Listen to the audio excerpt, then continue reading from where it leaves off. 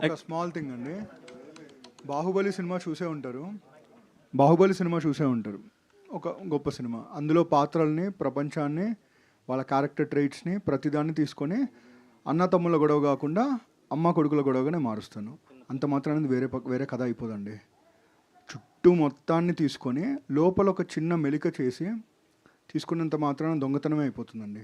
దొంగతనానికి రకరకాల పదాలు పెట్టచ్చు మనం.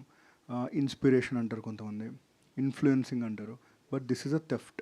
ఎందుకంటే ఒక సాధారణ వాళ్ళు, ఇప్పుడు మీకు ఈటీవీ విన్ గురించి తెలుసు. వచ్చే సంవత్సరానికి 25 మంది కొత్త దర్శకులను లాంచ్ చేయబోతున్న ఒక గొప్ప సంస్థ. ఎవరి సంస్థ వాళ్ళకి గొప్పదే అండి. కానీ ఒక నార్మల్ ఒక చిన్న ఒక ఏ బ్యాక్గ్రౌండ్ లేని వాళ్ళు వెళ్ళి కథ చెప్తేనే దొంగతనం చేస్తే వాళ్ళ లైఫ్ స్పాయిల్ అయిపోతూ ఉంటుంది. అలాంటిది ఒక ఈటీవీ ఆర్గనైజేషన్ లెగసీ తెలిసి కూడా అంత ధైర్యంగా అలా చేశారంటే అందులో ఉన్న పొగరును మీరు చూడాలి, అందులో ఉన్న దుర్మార్గాన్ని మీరు చూడాలి. అంటే ఏమవుతుంది, మాకు ఏం చేస్తారు అనే ఒక యాటిట్యూడ్ ఉంది కదా. ఇది కనకమహాలక్ష్మికి మాత్రమే సంబంధించింది కాదండి. మేము బయటకు వచ్చి మాట్లాడుతున్నాం, మాకు ఆ రిసోర్సెస్ ఉన్నాయి, ఆ మాట ఉంది. రాని వాళ్ళు ఎంతమంది ఉంటారు ఫ్యూచర్లో? ఎంతమంది పాపం అలాగే అందరికీ తెలియదు కదా. అక్రమాలతో ఒక అద్దాల మేడ చేసి అక్కడ ఉన్నారు వాళ్ళని తెలియదు కదా. అందరు వెళ్ళిపోతారు, అవి కథలు బాగున్నాయి మనం చెప్దామని చెప్పి చేస్తారు కథలు. అందులో మీరు ఉంటారని గ్యారంటీ ఉండదు. ఎంతమంది ఇవాళ చాలామంది అడుగుతూ ఉంటారు ఈటీవీలో, పెద్ద ప్రాజెక్టులు ఎప్పుడు చేస్తారండి అని. మేము పెట్టే ఒక బడ్జెట్కి 4 ఇంతలు. తను చెప్పిన ఫిగర్ ఏదైతే ఉందో అది ఇంకా ఫైనల్ కాపీ ఫిగర్ కాదు, ఇంకా గ్రాఫిక్స్ ఉన్నాయి దీంట్లో. ఈరోజు నిలబడిన ఈ వేదిక గురించి 18 months నుంచి మేమందరం కన్న కళ ఇది. ఒక్కసారి చూపిద్దాం. తెలుగు రీజనల్ ఓటీటీలో కూడా ఒక పాన్ ఇండియా నేషనల్ లెవెల్లో విజువల్స్ ఎలా ఉంటాయి అనేది ఒక్కసారి మనం చూపిద్దాం, చాలా గర్వంగా చూపిద్దాం అనుకున్నా.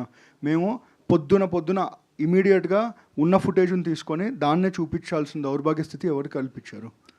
కేవలం ఒకటే అండి, రకరకాల లొసుగులతో పారిపోవచ్చు, ఏమైనా చేయొచ్చు.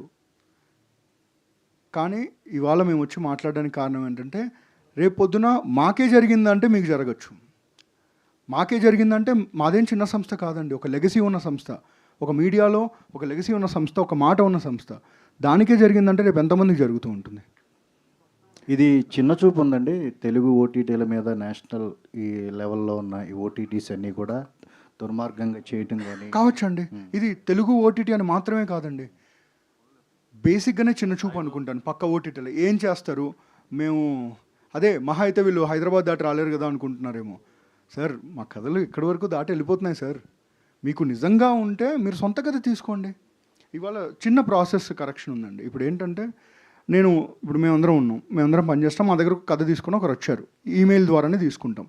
మొత్తం ప్రాసెస్ ఫాలో అయిపోయిన తర్వాత కొన్ని కారణాల వల్ల మేము చేయలేకపోయినప్పుడు వాళ్ళు వెళ్ళిపోవచ్చు. వాళ్ళకి మేమేం పే చేయనప్పుడు they are not liable at any cost. వాళ్ళు బయటకు వెళ్ళి వాళ్ళ కష్టం వాళ్ళది, వాళ్ళ కుటుంబం వాళ్ళ కష్టం, వాళ్ళ కథ వాళ్ళందరిది. సో వాళ్ళందరూ వెళ్ళి బయట ప్రయత్నం చేసుకొని అక్కడ ప్రాజెక్ట్ గ్రీన్లిట్ అయినప్పుడు మాకు చెప్పుంటారు ఆ డైరెక్టర్.